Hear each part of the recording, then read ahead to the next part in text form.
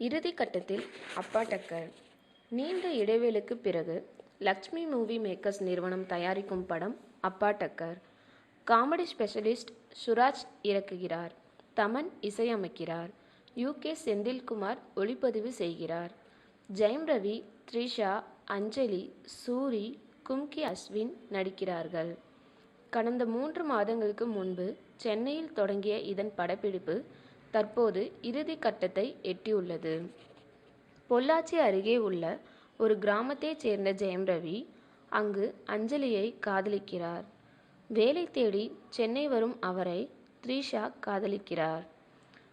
இதை அறிந்து கொள்ளும் அஞ்சலியும் சூரியும் ஜெயம் ரவியை சென்னையில் சந்தித்து ரவி த்ரிஷா காதலை உடைக்க பிளான் போடுவதும் அது சொதப்புவதும் ஜாலியான கதையாம்.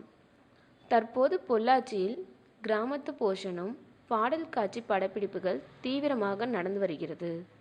ஜெயம் ரவி, த்ரிஷா, சூரி நடித்து வருகிறார்கள். இந்த மாதத்துடன் படப்பிடிப்பு முடிவடைகிறது.